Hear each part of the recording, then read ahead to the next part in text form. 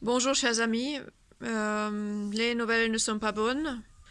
Stan s'est fait de nouveau arrêter. Le vendredi 13, il est de nouveau arrêté. Donc, comment ça s'est passé? Nous sommes passés chez Véronique Tizy. On a dormi la nuit chez elle. À 6 heures du matin, le JNJN défonce la porte. On a juste entendu un grand boom, plusieurs bruits terribles. On se réveille en sursaut. Ils ont arraché la moitié de la porte. Enfin, c'était un grand trou. Ils ont arrêté Stan. Ils nous ont mis les menottes à Véronique et à moi. Ils ont perquisitionné tout l'appartement, ils ont tout pris. Ils ont pris tous mes ordinateurs à moi, à elle, les téléphones, tous. On a tous perdu tout le matériel, tous les carnets d'adresses, tout. On a plus rien. C'est pas compliqué, voilà. Et puis, comme on était en train de faire un déménagement d'une petite famille, une mère avec ses 3 enfants de Paris vers le sud, on était avec un camion de déménagement qui du coup a été contrôlé aussi. Enfin, ils ont sorti tous les cartons dans la rue. Enfin, jusqu'à la... Voilà, ils ont contrôlé la moitié, on va dire. Il y avait toutes ces affaires de déménagement, hein. Et ouais, là, quand on était dans la rue, j'ai compté combien de personnes il y avait. C'était la brigade de recherche de Clermont-Ferrand et un autre endroit, je me rappelle plus, plus le PSIG, le peloton de intervention, de surveillance et d'intervention de la gendarmerie. Et ces deux brigades-là, ils étaient 10 et le GIGN était déjà parti. Donc, voilà, ils ont apparemment rien trouvé de ce qu'ils cherchaient. Enfin, quel était le chef d'accusation? Il y avait toute une liste de chefs d'accusation. Je pense le plus gênant, le plus grave dans tout ça, c'était quelque chose comme incitation à la désobéissance de l'autorité publique. Euh, C'est-à-dire, pendant 100 ans, au CNT, Stan a fait une opération chocolat, vous vous rappelez? C'était dans le but de pacifier les gendarmes avec le peuple, de leur offrir les petits chocolats pour la fin de l'année. Et justement, on savait que déjà que cette opération chocolat gênait, puisque c'est ce qu'on a pu lire après l'arrestation d'Éric Fiorilde dans les articles de presse, que c'était l'opération chocolat qu'on lui reprochait aussi. Et, euh, et donc, pour Stan, c'est vraiment croustillant enfin, je veux dire, on amène les chocolats. À notre époque, aujourd'hui, on ne peut plus amener des chocolats dans les gendarmeries et vers les forces publiques et agir dans le sens inverse de la provocation d'une guerre civile qui nous a été tant promis déjà, de tout faire, parce qu'il a tout fait pour pacifier, pour unir les gendarmes avec le peuple et arrêter de créer le gouffre. Et tout ça, ben, bien sûr, c'est quelque chose qui doit être réprimé par la loi, par les représentants de cette justice qui n'est pas une, hein. Vous voyez dans quelle vitesse tout se dégrade. Bon, il a été donc arrêté le vendredi 13. Véronique et moi, nous avons été interrogés, pris comme témoins. On a passé du temps au poste. Puis, ils sont déjà sur nos traces depuis lundi. Lundi, Stan et moi, nous avons été à Paris. Nous avons aidé une femme avec ses 3 enfants de déménager de Paris. Donc, Ils ont un tout petit appartement à Paris, 35 mètres carrés. Je voyais déjà lundi que ça allait prendre du temps de tout mettre dans les cartons, de charger le fourgon de déménagement qui était garé en bas de l'immeuble.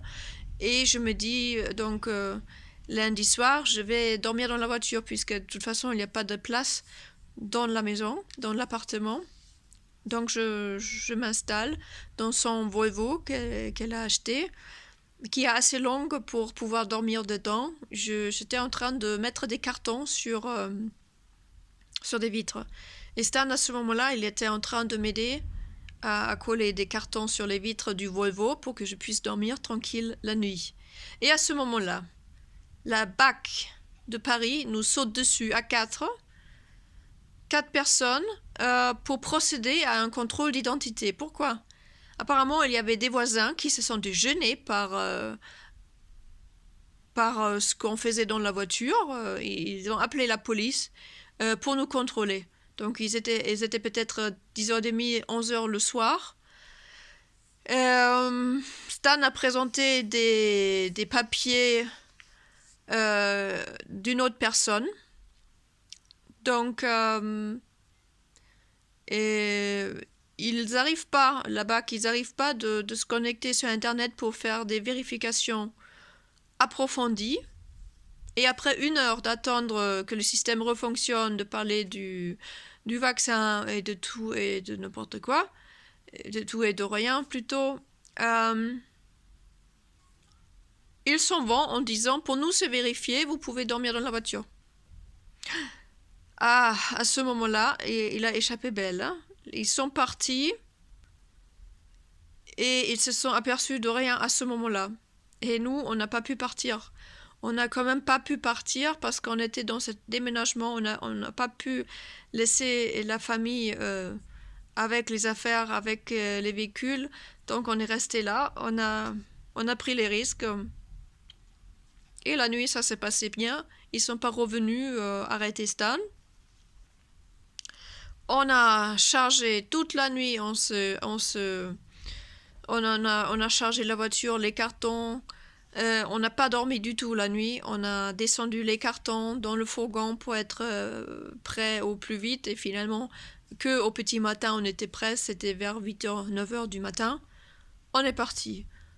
En sortant de Paris, en prenant l'autoroute, il y a donc Stan qui conduit le Volvo de la famille avec la mère de famille à côté de lui et ses 2 adolescents dans la voiture, et moi je suis dans le camion. Je conduis le camion de déménagement avec un de ses autres enfants qui a 18 ans mais qui n'a pas le permis de conduire à côté de moi. Donc en sortant de Paris sur l'autoroute, il y a un véhicule de gendarmerie qui se met au niveau de Stan, qui le regarde bien, qui regarde le véhicule, qui fait des vérifications, et Stan dit à ce moment-là, c'est pour moi. Donc il sait à ce moment-là qu'il va être arrêté. On arrive au péage, il y a un bouchon énorme. Je vois qu'il y a des gendarmes au péage. Et j'avance un petit peu. Les gendarmes courent vers moi avec des grands pas, lourdement armés d'ailleurs. Ils me regardent bien, ils passent à côté. Et à ce moment-là, je sais que c'est pour Stan. Parce que jusqu'à là, moi, j'étais pas sûre si c'était pour lui. Et puis, je vois plus rien derrière. Je vois pas ce qui se passe. Ce qui se produit, c'est que lui, il s'échappe de la voiture en pleine autoroute, devant le péage. Il traverse les clôtures et il s'échappe. Seulement à ce moment-là, moi, je le sais pas. Moi, je passe le péage, je suis arrêtée, on contrôle les papiers, et j'attends une demi-heure, donc je sais pas ce qui se passe. Et après une demi-heure en plein soleil, ils me disent suivez-nous au poste parce qu'il y a un problème et sur le contrôle technique de la voiture. Et moi je me dis contrôle technique de la voiture, c'est pas logique, il y a un problème technique, un problème sur le contrôle technique d'une voiture de location. Donc je sais déjà que c'est pas pour ça que je vais au poste. Arrivé sur leur parking, le Volvo est déjà garé, donc je sais que tout le monde est là. Enfin, je sais pas si Stan est là ou pas. Le Volvo est garé, j'arrive dans le poste. On me dit tout de suite, écoutez, il faut que vous nous dites s'il est armé ou pas, parce qu'il y a des gens sur ses traces, s'ils le chopent, s'ils le voient, ils l'abattent. Et moi j'ai dit, mais non, il n'est pas armé, il n'a jamais été armé, vous imaginez quoi? Et je suis interrogée, je suis encore pris comme témoin, la famille d'ailleurs aussi, tout le monde interrogé. Et moi, j'ai pas dit grand-chose, puisque j'ai juste dit que, vous savez, la dernière fois, quand j'ai été auditionnée, tout se retournait contre moi. Je me trouvais encore accusée dans une association de malfaiteurs, même s'il n'y a même pas le moindre élément, mais je sais déjà que tout peut se retourner après contre moi, donc finalement, j'ai dit pas grand-chose. Et puis, je sors, je suis libre, je peux sortir. La famille aussi, on se trouve dehors. Seulement la mère de famille, elle conduit pas depuis très longtemps, donc elle se sent pas de conduire la voiture sur l'autoroute. Donc les gendarmes amènent la voiture de leur parking sur une aire d'autoroute un petit peu plus loin, en plus dans le mauvais sens, c'est-à-dire retour Paris.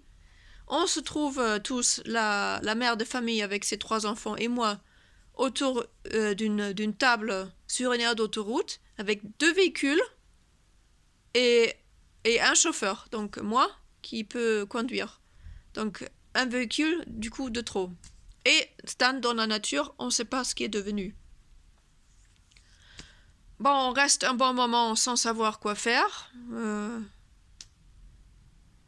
Parce qu'on n'a pas trouvé de chauffeur pour nous dépanner de sortir de cette autoroute. Donc on décide de chercher un hôtel dans le coin et on en a trouvé un à Chartres. Donc je vais avec la moitié de la famille déjà une première fois les laisser là-bas et je reviens chercher le reste de la famille parce que dans le fourgon il n'y a que 2 places et donc je fais des allers-retours et finalement vers minuit on a fini avec ça et on est dans l'hôtel. Finalement, je réussis à retrouver Stan, ou plutôt lui qui arrive à me retrouver. Le lendemain, on se sépare. La mère de famille va continuer la route de son côté avec ses enfants. Et moi et Stan, nous occupons du fourgon pour le descendre dans le sud. Et on continue la route sur les petite route de campagne, on prend plus l'autoroute. Jusqu'au moment où on atterrit chez Véronique Tizy, et là, voilà, vendredi 13, on est arrivé jeudi soir, puis le matin, la porte enfoncée, la porte défoncée, on arrête Stan, et voilà, il se passe tout ce que je viens de vous expliquer. Voilà. Donc, chers amis, il a été en garde à vue à Vichy. Il a fait 2 jours de garde à vue. J'ai pu encore le voir samedi, 30 minutes, j'ai pu le voir. Et hier, il a été placé en détention provisoire. Il était amené devant le juge à QC, qui l'a placé en détention provisoire. Il y avait juste une avocate commis d'office avec lui à ce moment-là. Donc, chers amis, je vais vous mettre l'adresse de la prison. C'est la maison d'arrêt de Isère.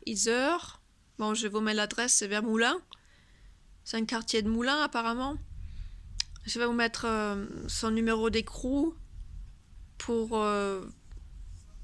que vous pouvez le contacter, parce que c'est toujours bien utile de de se sentir soutenu. Et on va avoir besoin aussi de votre soutien financier. Donc, je mets aussi mes coordonnées bancaires dans le descriptif de cette vidéo. Parce que là, ça va engendrer encore des frais d'avocat. Donc, il y a tout un chef d'accusation qui était donc aussi usurpation d'identité, qui est